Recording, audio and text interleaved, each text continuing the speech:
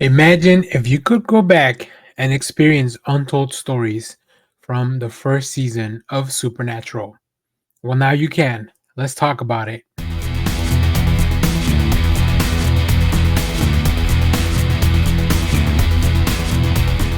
Hey everyone, welcome back to the channel. Today I'm taking a deep dive into Supernatural number one. That's right, this is an exciting new comic book from Dynamite that brings the Winchester boys for a brand new monster hunting adventures. This one is a must read for fans of the show because it doesn't just revisit the characters, it recaptures the feel and tone of those early seasons. This is written by Greg Pak with art by Eder Messias, Tiago Brandao on colors, letters by Jeff Echoberry. We have a really cool main cover by Clayton Crane, which you can see right here next to me. We'll also take a look at all the other covers. And if you have a keen eye and you look at that corner, you see that this is one of 17 that we have on the website loaded. Um, all right, but what is this book about? The brothers Winchester return. Get ready to hit the road again with Dean and Sam as they prowl the highways and byways of small town America in search of demonic wrongdoing to put right, set between the foundational first and second seasons of the landmark television series.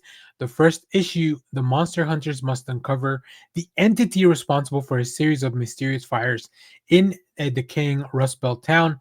Attacks that begin with a Windler Industries factory burning down and the escalate to the several Wendler employees themselves going up in flames.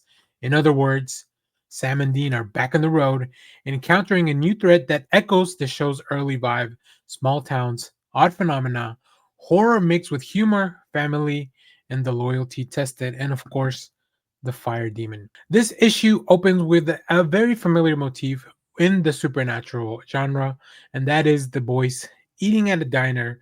It gives you that noir horror ambience, but also the brotherly banter. Immediately, you're sent back to the earlier of the show with casual one liners from Dean. He hits on the waitress, very much reluctant acceptance from Sam, and also Sam still very traumatized about everything that's been going on with him. The sense of the world being larger and scarier than they expected. When they shift to a decaying town, a factory incinerating workers, bizarre fire incidents, these are all the settings of a gritty and grounded classic early season territory. The story just keeps the pacing moderate, not a sprint, but a steady crawl forward, which allows the tone to settle, the dread to build. And that slow pacing is exactly what I enjoyed back when I was watching. It gives space for atmosphere and character rather than jump scares. Character wise, I think Sam, still wrestling with being a hunter, what it means, everything that's happened to him. In the meanwhile, we know that Dean is more hardened, but he's still very much a witty partner. The dialogue really evokes the show's early dynamic, witty, snarky, grounded in the pain of the past, of course, the absence of their father, their mother's death. The sense of legacy is definitely here. Now, artistically, Messias delivers panels that recall early Monster of the Week aesthetic: shadowy woods, long stretches of road, the eerie factory interiors, them riding around in the car. The art really fits the mood and the tone. You really feel the coldness of this small town with this menace lurking behind them, taking away the normality of their lives.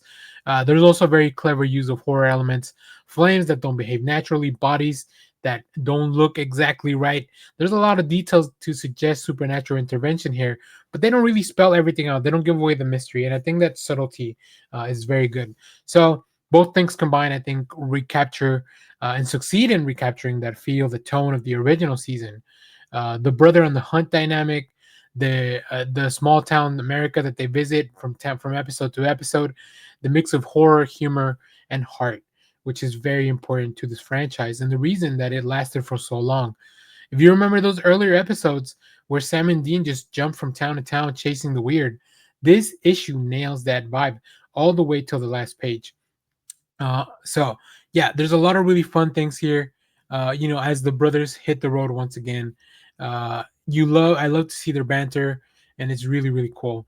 Now, this series marks the 20th anniversary of the original TV show, which launched back in September of 2005, and it pays an homage to them returning to the road. We're going to take a look at some of those covers now. So I think setting this between season 1 and 2 really allows the creative team to explore some of those untold adventures where it was really less of a major arc going throughout the season and more of a week to week adventure. So, as I mentioned, this first cover is by Clay and Crane. You get the Impala, you get the brothers, and then, of course, the Fiery Demon. Next, we have this really cool cover B by David Cousins. Really fun, very much stylized, very different from the original cover as well. We also have this Eder Messias. This is the interior artist. So if you are enjoying this cover, this is what you're going to get on the interiors. I really like the very much stylized, a little bit of almost anime type of vibes that we're getting with this one. I would love a long running Supernatural animated series as well. Then, of course, we have a photo cover. Good to see the boys back. I might end up getting this one, maybe get it signed at some convention in the future. Supernatural Con really runs the gamut across the con circuit. Then we have this, the main cover, but it's going to be in foil, a Virgin variant cover of Clay and Crane's work. We also have the blank cover because, of course, you need to have a blank cover. And then, of course, the metal Virgin variant, the photo variant as well. That's interesting. I don't know that I would just get the photo variant without the trade dress. A black and white variant for Messias. This is a foil of the photo. So Dynamite really going all out with all these variants. A lot of these are just the same, but these are either virgin or foil or both, or black and white, as you can see here. And then there's a mystery variant blind bag. Here we go again with the blind bags.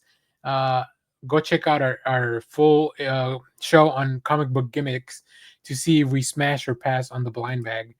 And then last but not least, we are back to our main cover. So, final thoughts here. Supernatural #1 is a strong entry for fans of the show and newcomers alike. It doesn't just ride the nostalgia. It uses it intelligently by bringing back that early season 1 tone, small towns, weird occurrences, road trips, family bonds. The creative team does an excellent job blending all these things together: the horror, the humor, the heart. If you like the original show and the early episodes where Sam and Dean solved the weird, but also the wider myth arc loomed, this comic really fits that. The pacing, the atmosphere, everything contributes to this early season's feeling, which is exactly what I think a lot of fans have been hoping for in a comic book like this. If you have been missing that feeling, you want to pick this up. And if action is your only draw, it might grow into a more rapid pace in the future, but for now, strong setup, great tone, and a promising road ahead, both figuratively and literally in this story. That is my review of Supernatural #1. If you have read it or you plan to read it, drop your thoughts in the comments down below. And how did you feel about the tone of this, the brother dynamic, the horror setup? And also, if you like this review, make sure to hit like, subscribe. Do not miss the next time when we dig into other comic books and maybe even issue #2 if enough of you like this video. So thanks for watching, everyone. Bye-bye.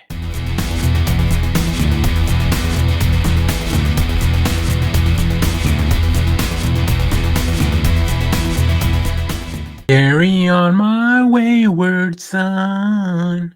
There'll be peace when you are done.